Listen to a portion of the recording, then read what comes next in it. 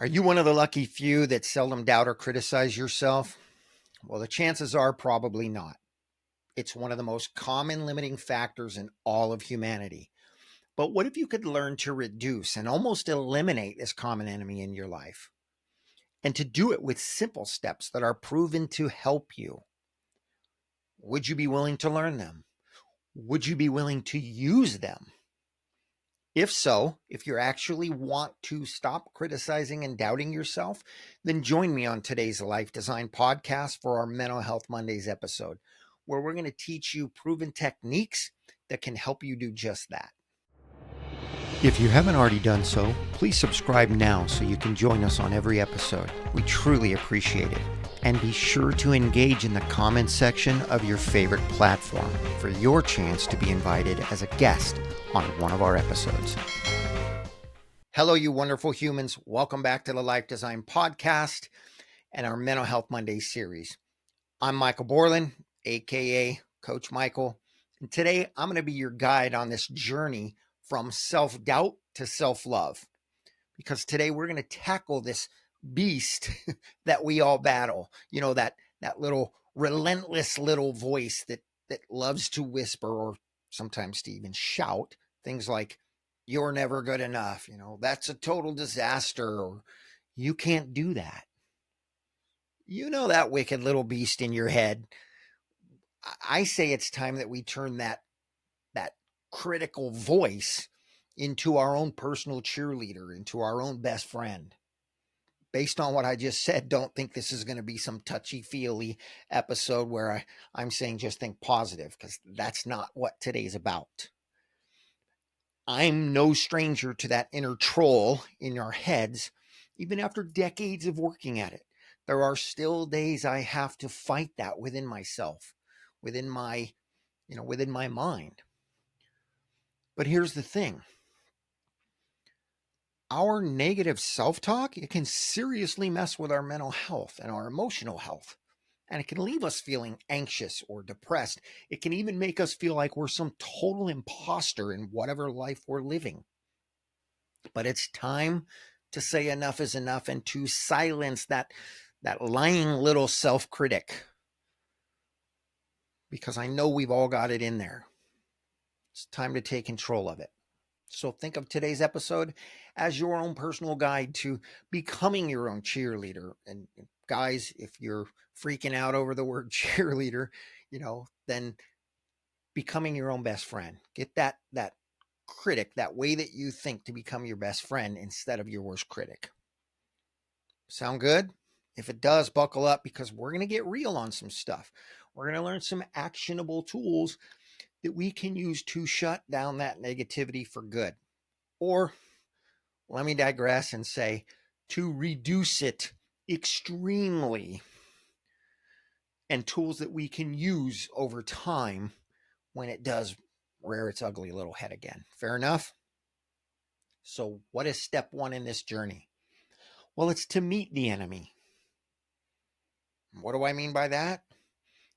I mean, let's look at what exactly is negative self-talk. Simply put, it's like having a mini version of the most pessimistic person you know stuck in your head. I mean, let's be honest. Negative thoughts, if they gave us $1 for every time they caused us to doubt ourselves, most of us would be at the top of that Forbes list with Bezos and Musk, right? That's why recognizing this voice is half the battle. And remember, this is literally a fight for our mental and emotional health. But a lot of people ask, how do we catch these, these sneaky thoughts, right? They're like little ninjas in our head, and not the cool kind. They're masters of disguise. And unfortunately, we've trained them to be just that throughout our lives. But here's a trick. Whenever you feel yourself feeling down or feeling frustrated, notice I'm pointing out things that we feel, not thoughts in our head. When we recognize that we feel down, that we feel frustrated, stop for a minute and write down the things you're thinking. That's the trick. The thoughts might be little, ninjas in disguise, but our feelings, we always recognize when those are off.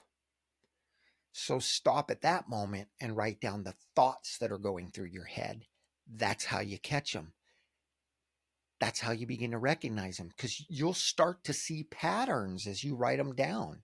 You'll start to recognize, or you'll see repeatedly thoughts like, I'm never good at this, or I always mess up. And spotting these things is the first step to being able to tell them, not today, get out. And if you're thinking, hey, I can't even spot my keys or my glasses, how in the world am I going to spot negative thoughts? Trust me, with a little bit of practice, sometimes a lot of practice, it does become easier, even than finding the keys that you left in the fridge on a long night, right? Look, you're probably thinking, give me some examples, right? Give me something that makes sense to me. Fair enough. In that case, raise your hand if you've ever experienced any of the patterns that I'll share with you. And I know it's a podcast, not a live audience, but raise your hand anyway. It's a physiological process that will help this stick. Raise your hand if you recognize the perfectionist. That's right. That's that little voice inside that says, hey, it's not perfect. And if it's not perfect, it's a failure. And I know this one's extreme, but let me give you a spoiler alert. Perfection doesn't exist. And I'll even go easy on you, because if you're a perfectionist, you don't believe me right now. Let's say it's extremely rare, but perfection in whose opinion? What's perfect for one isn't good for somebody else. We are talking about you. So focus on improving rather than trying to strive for some, some idea of perfection. We'll leave it at that. Number 2, I'm going to call the catastrophizer. The one that says this tiny little mistake, it's going to ruin my entire life. It turns an, as we say, an anthill into, a mountain. Newsflash, it's not going to ruin your entire life.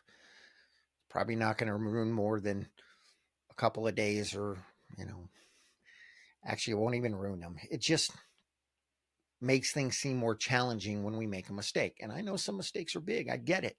Some mistakes turn our lives upside down. I get that too. Believe me, I've made many of them. But life goes on. You will recover. You will come out of it. You will find ways to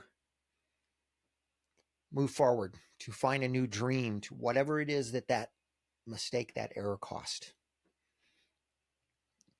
It can be figured out, and life can be good again. We just got to be willing to recognize that and move on. I'll share one more. I'll call it the comparison trap. We hear this all the time. Hey, everyone else is so much smarter, funnier, more successful. They're better at me than this. Stop comparing yourself to other people. Okay? You are you. You are unique. You have your own skills. You have your own, skill set, your own way of doing things. You are your own person. And for most of you, I would venture to say all of you, there are parts of your life where you are awesome. And it's learning to focus on those and build off of them that make the difference. So these are just 3 popular areas that we deal with this, but they give you a clear idea of what we should be looking for, because everyone has their own brand of inner critic. But there's a key, which is that these thoughts, they're not facts. They're just a distorted story that we tell ourselves. And when it comes to our own thoughts, We are the author of the stories we tell ourselves, which means we can change the story.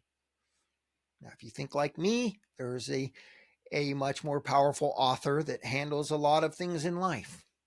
But when it comes to our thoughts, when it comes to the stories we tell ourselves, we are the author and we can change that. So let's move on to the fun part. It's science time, baby. Don't worry, it's going to be painless. But it is time to turn the tables and to give our minds and to give our emotions a bit of a break. So the first thing we're going to look at are cognitive behavioral techniques, because our brains, they're wired for negativity. Okay, it's a survival thing that, our caveman ancestors, needed to be extra cautious. But in today's world, it backfires on us. You heard me say this last week. It makes us see threats that don't exist, threats that aren't real in our day and age or in our world. But we've trained ourselves in this way. So imagine that you're a detective and your job is to find evidence against negative thoughts that you have. Maybe it's I always mess up. Remember that time you nailed that project? I don't know what project it was, but you do. Something recently or maybe even long ago that you just nailed it. Everything came together just the way you wanted it to, or maybe even better. That memory, that situation in and of itself is evidence to the contrary that you always mess up. That, my friend, proves that those habitual little criticisms that we have run through our minds, that they're lies. And we deal with this dozens, sometimes hundreds of times a day. But the truth is, you don't always mess up. The other truth is, every one of us messes up sometimes. This is how we learn. This is how we grow. This is how we get better. If everything goes smoothly for us all the time, we get lazy. It's human nature. So that type of thought, it needs to be permanently eliminated from our minds and from our speech, never to return. So how do we learn to recognize these thoughts consistently? Well, I just gave you one idea. It's to start to recognize how you feel. And when you're feeling anxious, when you're feeling down, when you're feeling frustrated, stop and write down the thoughts that are running through your mind. Okay, this is where mindfulness comes in. And you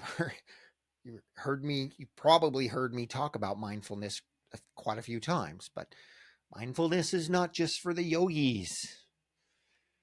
And I'm not talking Yogi Bear either. It isn't about chanting om, these ohms on the mountaintop, right? It you know what? If that's your thing, go do you.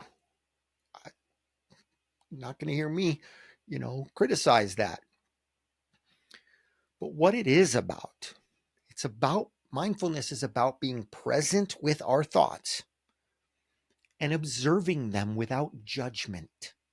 Okay, think of it like scrolling through your social media, but without critically judging half of what you see. And instead of hitting the like button or sharing it, you're just noticing it and moving on. That's a representation, a real world representation of mindfulness.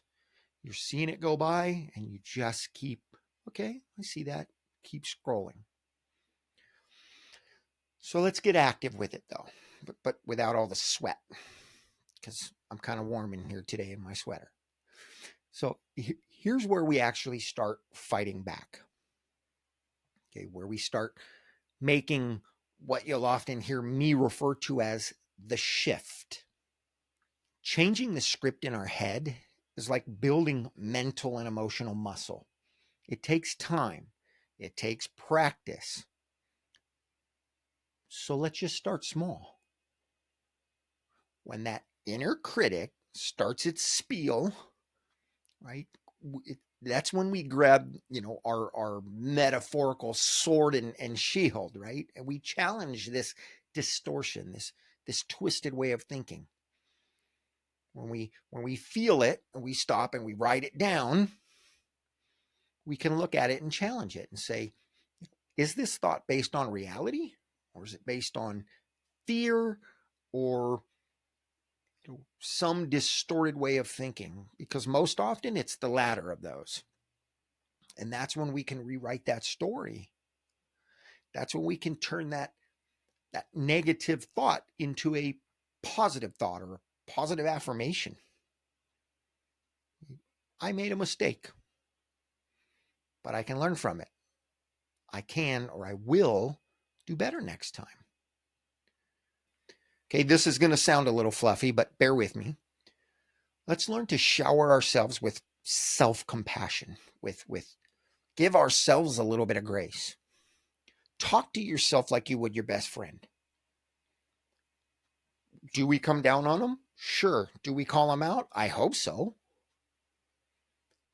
But would we judge them as harsh as we do ourselves?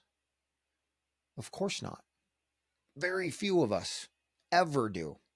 So why not start being a best friend to ourselves? What is that all about? Why don't we do that? It's time to start doing that. Be sure to use positive affirmations when we speak to ourselves. I know it can feel a little bit like, like we're looking in the mirror and, wow, you're so awesome. I get it. Think of it this way. If talking to plants positively can help them grow and grow healthy, which, by the way, is proven to work, then imagine what a few kind words to yourself, each day throughout the day, imagine what that could do for us. Remember, Rome wasn't built in a day, which means silencing this inner critic, it's going to take practice. It's going to take time. It's going to take a little bit of effort. But with the tools that we're sharing right now, okay, and a healthy dose of, self-compassion, you can transform that negative chatter that's going on in your head every day into a voice of reason, into a voice of encouragement for yourself and support for what you want your future to look like. Now, let me guess. For some of you, something inside you right now is trying to call BS. It might be screaming, it can't possibly be this easy. Well, I'm sorry to break it to you, but you're right, it's not. But here's why. Because that voice, the one telling you it's not that easy, that is the next battle that you have to win. And if you don't fight it, and if you don't win, then you'll wind up giving up on practicing every day. And you'll wind up losing the war against that inner critic, which, quite frankly, is a war for your own personal well-being. See, the truth is that it is this simple if you just keep working at it. If you just keep taking these seemingly insignificant but very simple steps every day. Because what'll happen is one day you'll wake up, you'll look around in bewilderment here, realizing that the self-critic is gone. Try something with me here. Let's do a quick visualization. Close your eyes if you can. If you're driving, you can still do this. Just do it with your eyes open and pay attention to what's going on. But just imagine your ideal future self. More confident, happier, radiating more positivity and more opportunity. See yourself achieving your current goals. See yourself surrounded by love, people that love you, your loved ones, your friends, your family, and surrounded by all of their support and the support of others, other people that you may need support from to accomplish goals if they're pretty big. Hold on to that feeling because that's who you truly are at your core. It's just trapped beneath layers of self-doubt that you've taught yourself or you've allowed other people to teach you over the years. Kids don't have self-doubt. They think they can accomplish anything. I know life teaches us we can't. No, life teaches us lessons. We take those lessons and we choose a belief that says we can't accomplish things because we keep having setbacks. Then move beyond the setbacks. Okay, the shovel that you can dig that up with, that part of you that's buried, is the process we just walked through. Okay, this journey of self-love, as I'm calling it, it's not always easy. But trust me when I say it's worth it. It is so worth it. And it's simple if you allow it to be. So ditch that inner critic. When you do this internally, when you take these steps, internally it helps build resilience against the outside world's negative, thinking, against the negative energy that is out there. So embrace your own internal awesomeness and go rock your world. Yes, life will throw you some challenges. Most of those because of decisions and actions that you've taken in the past. But the consistent steps is what's going to get you beyond it. So take them. Take advantage of what we just walked through because it is a proven process to help get rid of that inner critic. And when that inner critic is gone, other things fall into place for you. So don't forget to check out the show notes. We'll have some additional resources.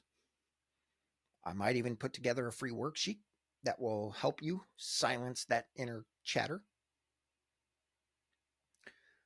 But that's a wrap for defeating the dragon of negative self-talk today. Remember, this is not about being perfect. It's about being a little bit better today as opposed to yesterday. It's about being a little bit kinder to yourself every day. Personally, I would love to hear, how you're turning that inner critic into your inner coach.